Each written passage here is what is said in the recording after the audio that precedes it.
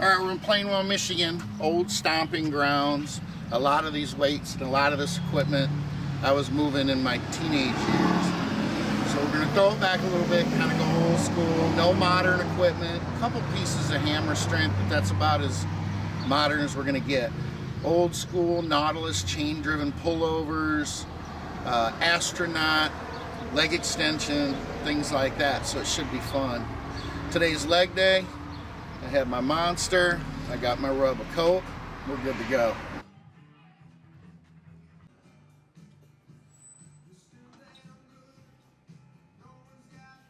Reps Gym in Plainwell, Michigan. One of my favorite gyms, easily one of my favorite gyms in Michigan. This is back, like I just said, in my old stomping grounds. Plainwell is about 30 minutes from where I grew up, went to high school. Trained here quite a bit when I first got married before we moved to Colorado. So I probably spent, off the top of my head, 5 or 6 years on and off training here before we moved to Colorado in '97. As you can tell, I have a propensity to train in old school, throwback, garage style gyms. That is my preference. It'll probably always be my preference. Here we're starting off with abs. It's leg day. Probably pretty predictable, but I start my leg training with abs for the same reason I stated in the off-season footage, and that is I'm getting my midsection warm, increasing or making sure that my back is not tight, but is flexible, blood to the abs, all that good stuff.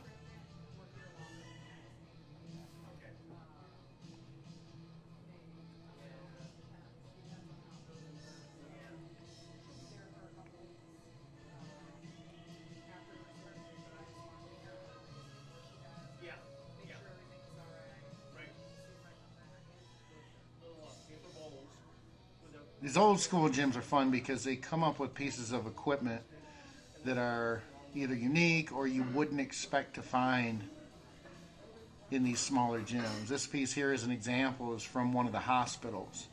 So it was in a physical therapy, rehabilitation type wing of the hospital.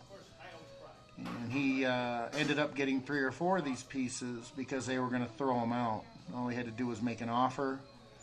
The offer was ridiculous, very inexpensive. So basically he had to pay a few bucks, come pick it up, move it, and that's a few pieces of top of the line equipment in this old school kind of throwback garage gym.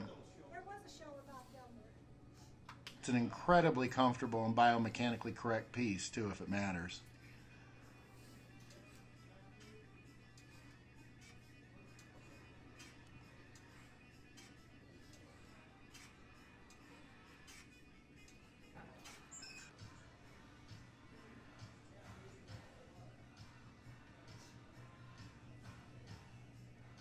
We're only videoing the ab workouts on leg days, but I typically do one exercise for abs almost at the beginning of every workout that I do. If I train 5 days a week right now for prep, I may only do 4 days. There might be one odd day in there that I feel like my abs are beat up and they're depleted and I don't need to do them and I won't do them. But for the most part, I'm hitting one exercise of 3 to 5 sets, typically closer to 5, every day at the start of my workout.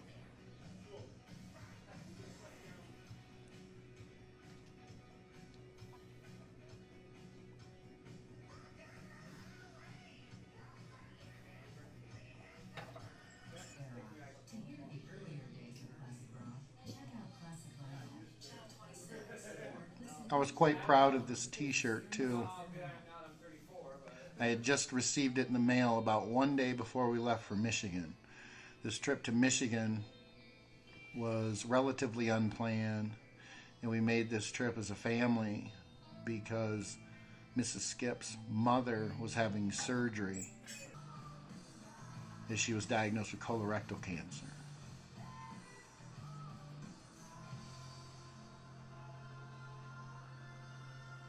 See the front of the t-shirt here in just a minute.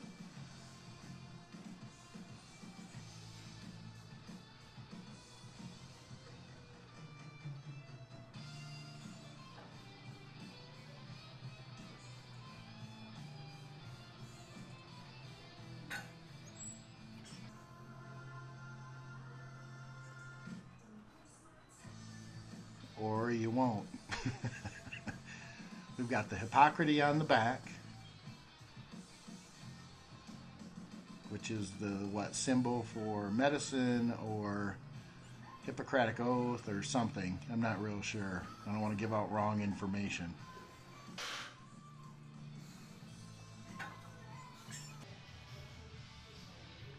How old school is this Icarian standing calf raise?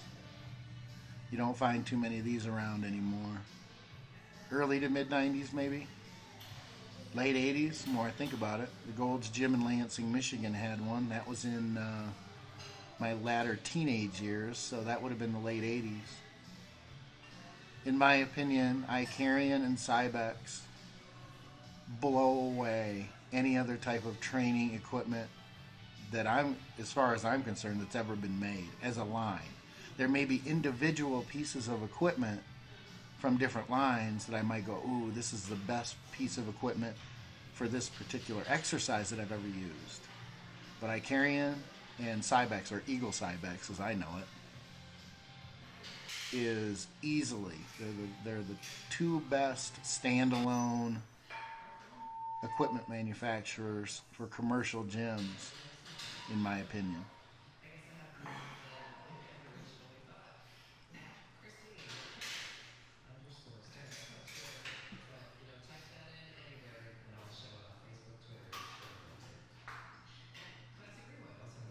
Apparently it's a theme too that the gyms, the old school gyms that I train in have the same color scheme.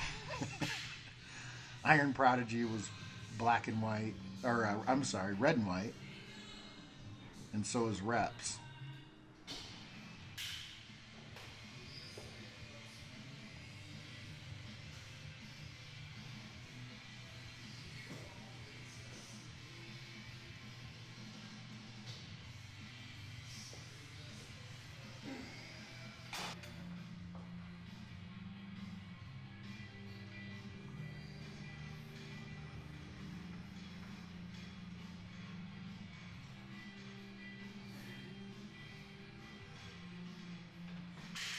And just a quick note about Reps Gym. Reps Gym is owned by Jerry Bierma, who I've known for, gosh, off the top of my head, 30 years.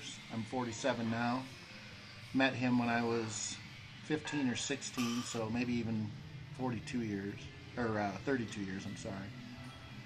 As he was that guy who bounced around with his small garage gym. He'd be in one place for about a year, then they would try to up the rent, and he'd have to go somewhere else. So through my teenage years, I noted at the beginning of this video that I've used a lot of this equipment since I was in my teens. This particular spot here, he finally settled into about 12, 14 years ago.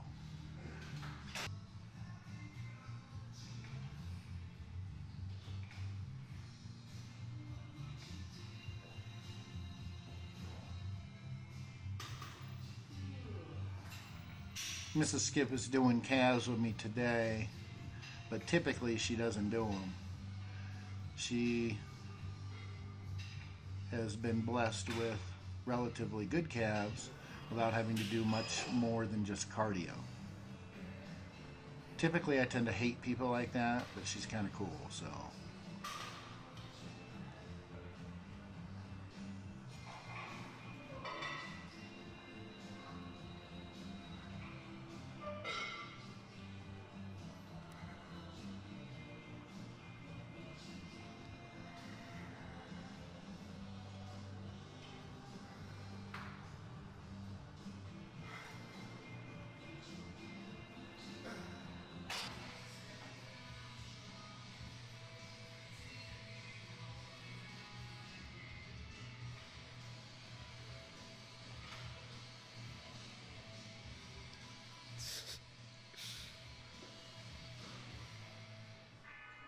trying so hard to hold it still.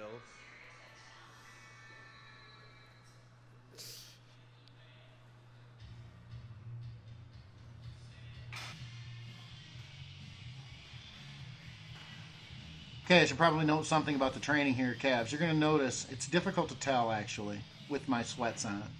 My Elite FTS sweats. Which, if I'm being honest, are my absolute favorite sweats ever. I've got about 6 pair of them.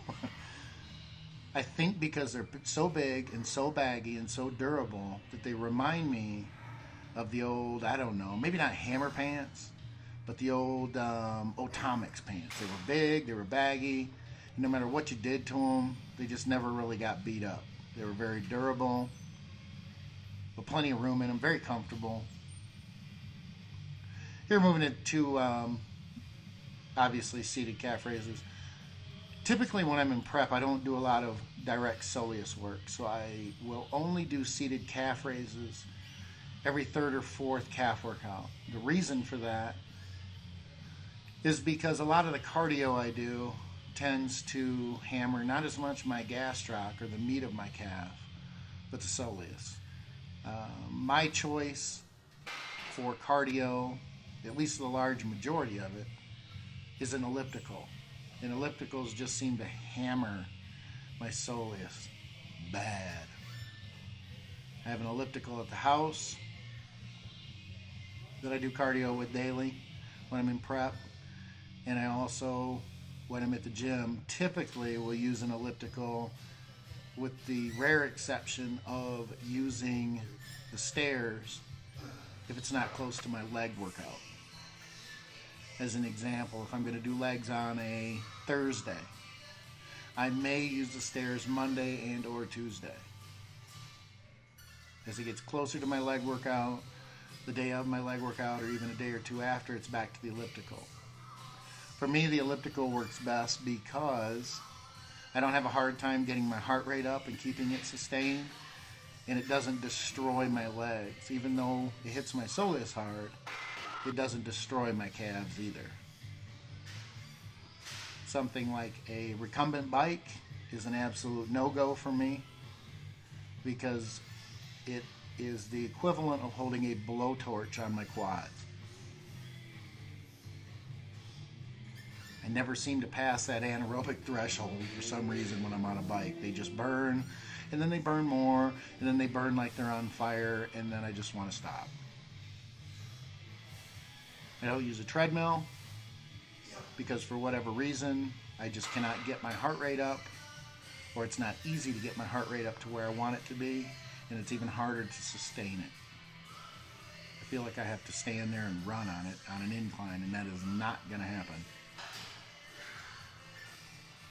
While we're on the subject of cardio, if I had my way, I would swim or run in water.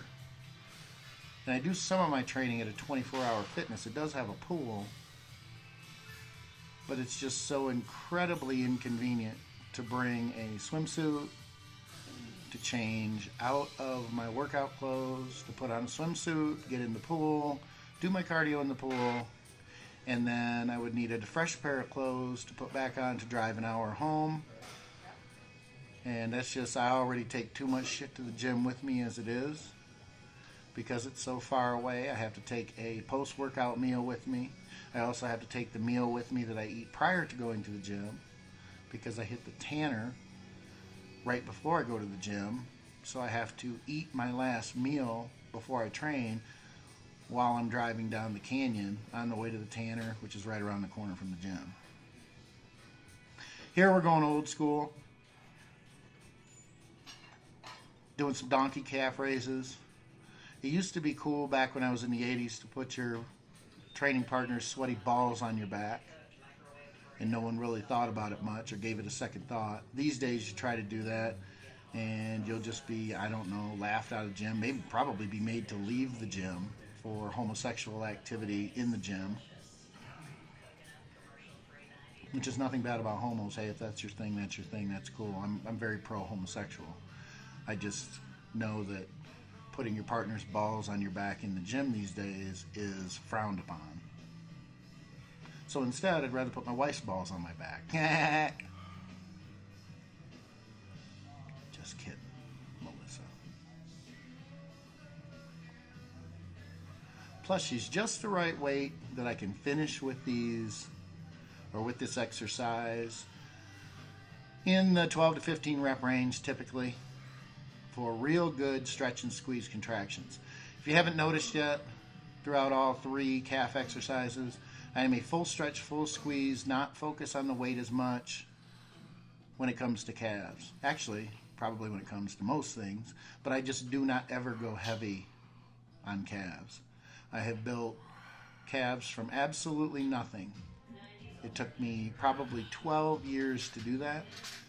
I'm fortunate they're not huge, but they are pretty. They're shaped well, and it took me a very long time to get them. I don't count repetitions. I go until I can't tolerate the pain anymore, or I just can't get any more reps. Okay, we're going to get warmed up here. I typically will warm up on a leg curl of some sort, very light, higher repetitions, and same thing with a leg extension machine before I get to my compound exercises. Today we're going to start with hacks. So I'll also warm up on those too, but I'm very, very careful when it comes to legs that I make sure that my knees and my hips are warm, ready to go. This gives my lower back plenty of time to get warm as well, which I have to be very, very careful of. Here we're warming up on what I call the astronaut leg extension. I don't know why I call it that, other than it just looks like something you would sit in. I don't know, much like the ab machine at Iron Prodigy that you would, I don't know, sit on and be ejected from a module from. I don't know. This piece of equipment here is probably older than something really old. I don't know. I think it's somebody really old or something really old, and this leg extension is older than that.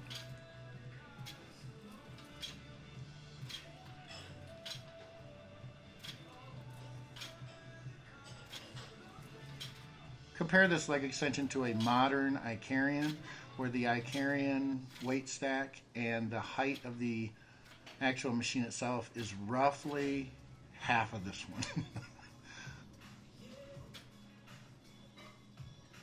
And what's funny is, if I'm being honest, I don't know that science or the advancement in equipment has made today's modern leg extensions any better than this one. It might be a little smoother, it might not rattle as much, but as far as the angle and the stretch and squeeze, it's about the same. Mark's got bad hips, I'm good. Now you're probably thinking here, as I get warm on the hack squat, I started actually with no plates, which is what I typically do, whether I'm on a Smith machine, hack squat. Leg press, I might have one plate on, but I start with nothing, and I make sure everything's real warm, and I take forever to warm up. But you'll probably wonder here why, if I'm so serious and so hardcore, why I'm talking to someone who's standing there in jeans while I'm warming up. The cool little story here is that's Mark Hoffman, who I hadn't seen in 20 years, maybe 25 years. He used to be one bad hombre in the bodybuilding community in Michigan. At 18 years old, he took dead last in the Kalamazoo bodybuilding championships, and he sucked. At 19, he came back about 100 pounds heavier. Not only won the team, but he won the overall men's as well at 19 years old. He is in that area, he is a kind of a bodybuilding legend, if you're old enough to remember who he was. I trained with him for about a year and a half when I first met my wife and moved up to that area from Battle Creek, where I was born and raised, which is roughly 30 minutes, like I was saying, away from there. He dropped in, said hi. His wife teaches Zumba classes there at Rep's Gym. And she let him know I was there, and I was flattered that he would take the time to come in and say hi after so many years. So I wasn't about to tell him, hey pal, I'm videotaping for the DVD, so I just need you to get going. Responded really well. Radiation,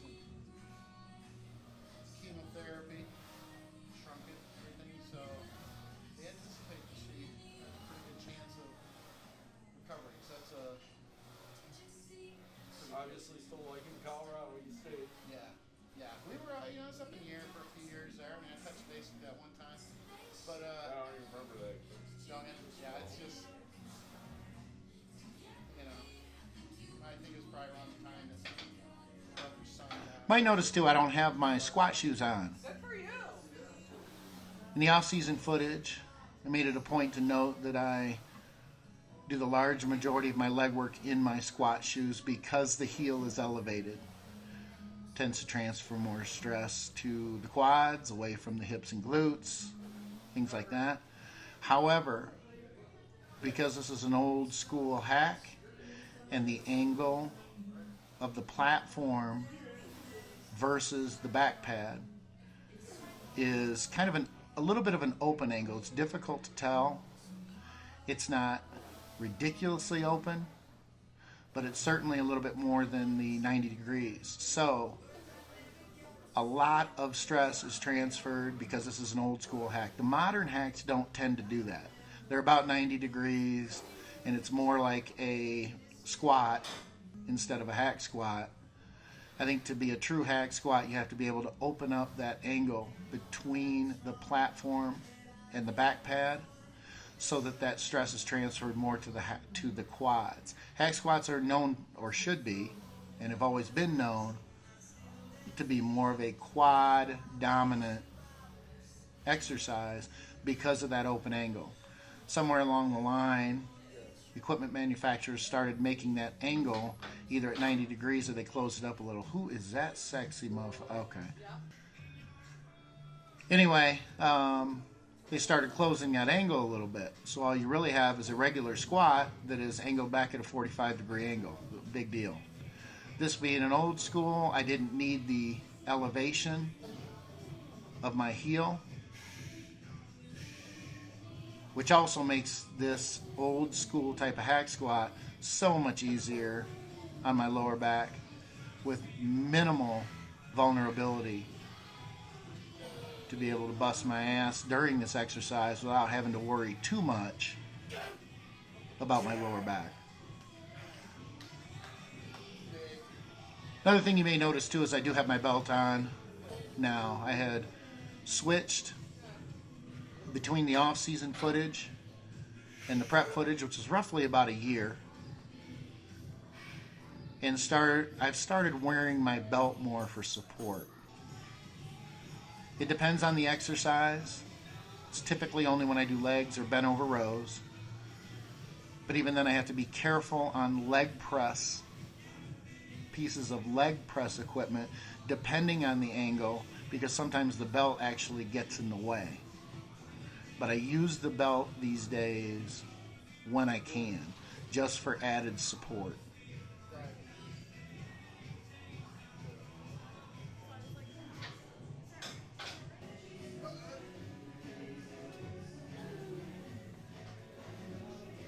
You may notice too, after seeing a lot of this footage, not only off season but in the prep phase too, almost every one of my reps, whether it's the first rep of a set or the last rep of a set, looks identical.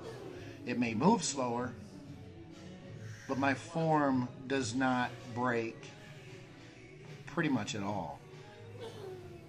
And that's my goal during a set, in addition to wanting to be able to take the set as far as I can, or as close to failure as possible. Second to that is keeping the form as perfect as possible and making every repetition look the same.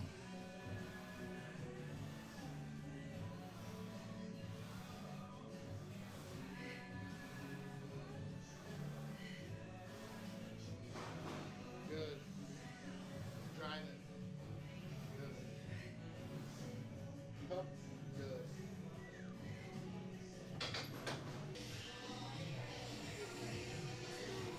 regards to foot position on the platform, and this goes whether it's a hack squat, leg press, true squat, doesn't matter. I aim for my feet to be as low on the platform as possible, but the stress and the drive still going through my heels. And there's been a lot of debate and a lot of argument over the years whether you should be driving through your heels or whether that drive should be balanced equally between the ball and the heel. And I strongly believe that it should be taught and emphasized that the drive goes through the heel. Because if you try to teach someone without experience to balance that drive equally between the ball of the foot and the heel of the foot, they're not going to understand clearly most times what that means. And anytime that weight transfers more heavily to the ball of the foot, you're putting your knees in an incredibly vulnerable position.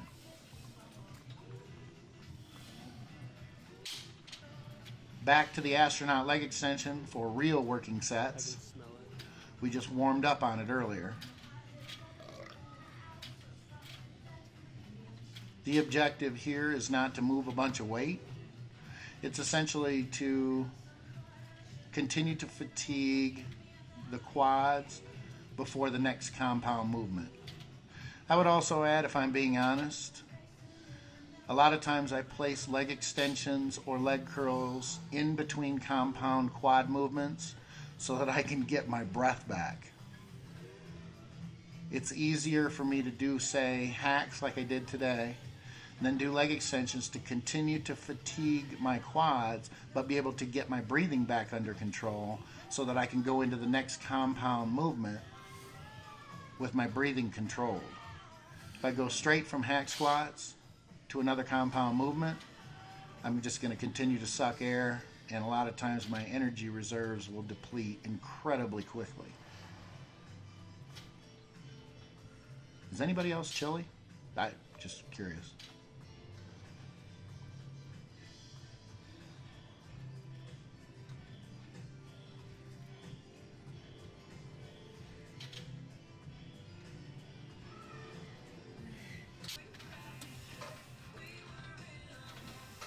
Got the old man, sexy as fuck tights going on without shorts. I know I get eyeballed a lot, not because I'm so hot in them, but because the younger generation can't understand why I want to show everybody my balls. Even though I'm not, because I wear a long shirt purposely so that no one has to see my junk.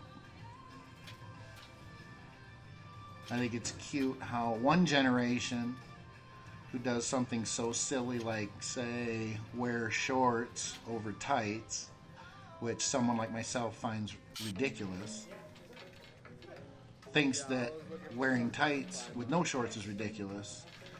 So basically both sides thinks the other side or the other generation is ridiculous. It's a generation thing. Probably always be like that.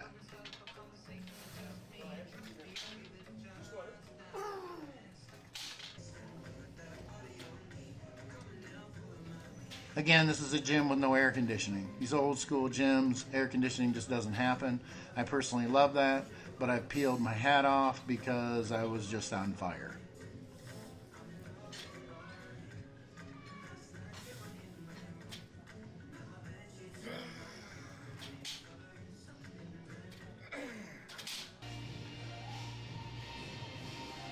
And on to the leg curl machine. I'm not a big fan anymore of lying leg curls where you lay face down. The seated leg curl I much prefer over the lying version. Probably because you get more of a peak contraction, more of a squeeze at the top, and there's less stress in the stretched position. The old school lying leg machines or leg curl machines were almost like the equivalent of a preacher curl. They were very heavy in the stretched position. You got to make sure that you're very warm if you're using a piece of equipment like that, because in that stretched position, you're putting yourself in a potentially vulnerable position. Anytime a muscle is stretched under weight, it is the stretched position that has the most fibers firing. So that's where, even if you're within your range of motion and you're not hyperextending or anything, doing anything wrong, if you're using a heavy weight, that's where you run the risk of pulling something or injuring yourself. You're not typically going to injure yourself in the contracted position. In fact, I would say it's incredibly uncommon and incredibly unlikely. And there's finally the front of my shirt. I move weight like you move your mouth. Best $20 I've spent in a long time.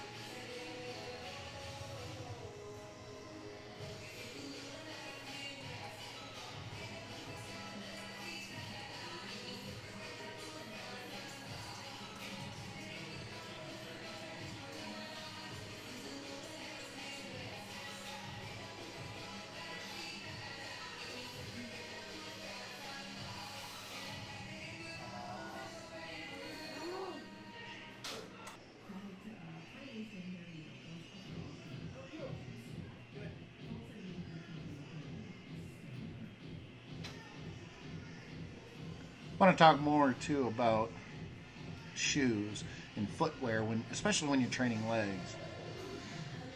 I bring it up now because I noticed that Mrs. Skip has Guess shoes on, more for look and matching than actually being quality footwear.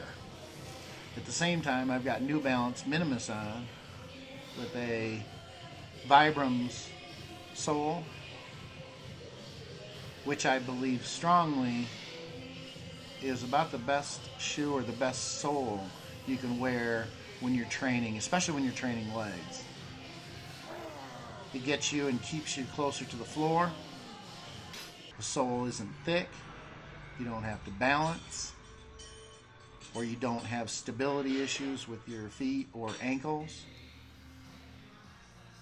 I know in the first longevity DVD I spoke about footwear, and I was a big supporter of shocks.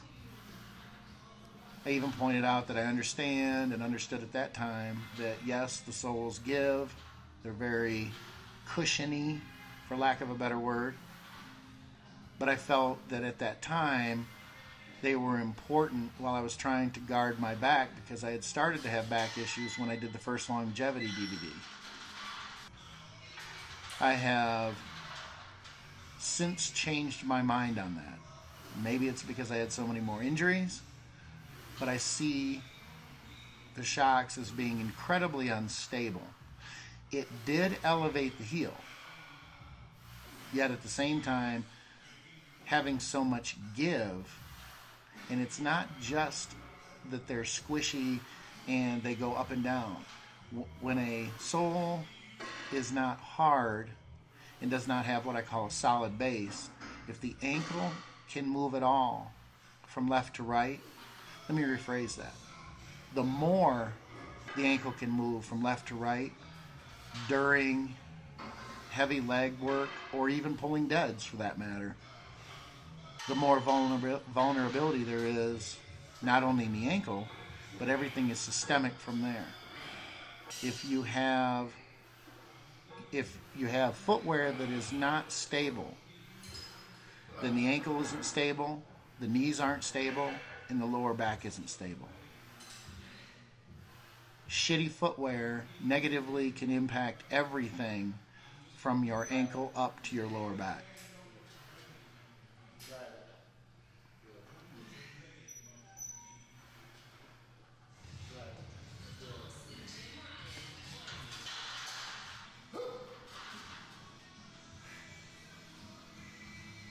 Front squats are something that I had revisited and came back to in the last couple of years as well, primarily because of my chronic back injuries.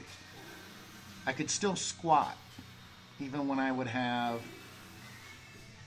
a herniation of my L4, L5. I didn't have too much of a problem with compression because that's not how I injured my back. So I could continue to squat. The problem became if I got too low into the hole and my hips turned under me, that's what made me vulnerable. So I was looking for another way to keep my body or my torso more upright and to not put myself in a position where my hips were more likely to come underneath me. I use Mrs. Skip as an example right here where her form is pretty damn good. She can go deeper, but she doesn't need to go deeper because the depth that she's at right now is where the hips will start to turn underneath the body. When that happens, you can get away with it when you're young and you're made of rubber and all that good shit, but you do it over time, consistently, thousands and thousands of repetitions, and eventually you're wearing on the lower back and the discs themselves. I used to go very deep. It was a mantra that all bodybuilders use. It's ass to grass. It's as deep as you can get. Ass to the floor, ass to heels, whatever you want to call it. And that was wrong because you're only supposed to go as deep as your flexibility will allow you so that you don't put yourself in harm's way. I'm pretty deep right here. I've increased my flexibility through my hip flexors, piriformis, hamstrings to the point where I can get pretty deep without my hips coming underneath me now.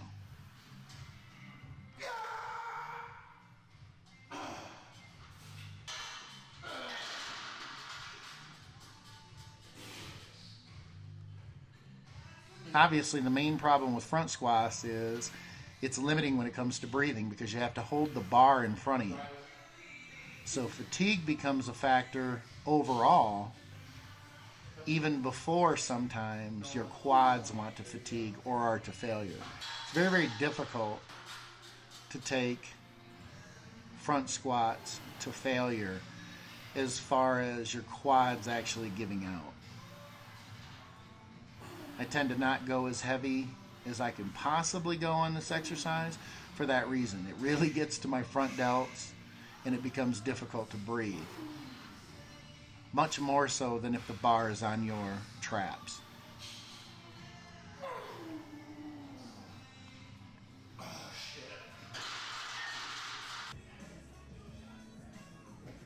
Finishing move here, old school Icarian, angle leg press with a split platform. You just don't see these very often. Now, my foot position here on the lower part of the platform is the only option I have because of my back.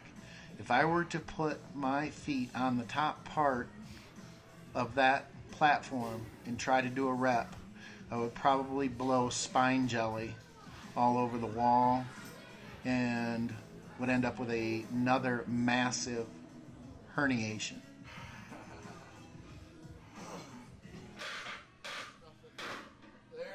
The cool thing with this old school leg press, and you can see it in this angle here, is the angle is open from the platform to the back pad. It's not even at 90 degrees. It's open more than 90 degrees, which transfers more stress to the quad, less to the hips and glutes, which ultimately puts less stress on the lower back. It is incredibly difficult to find modern angle leg presses that are open angled like that. Clearly you can adjust the seat. If I took the seat or the back pad and adjusted it up, that would close the angle. That's not what I'm talking about. In the bottom position, in the lowest bottom position, is typically where you want to be so that that angle remains open.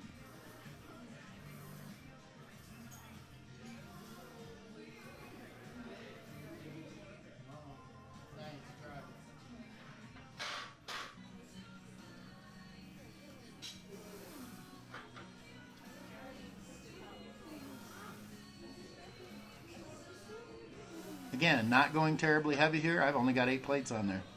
I'm finishing. Just trying to dig into my quads as much as possible with incredibly deliberate repetitions. As I've said many times throughout this DVD, I'm using the weight instead of lifting the weight. That's essentially the way I'm looking at it.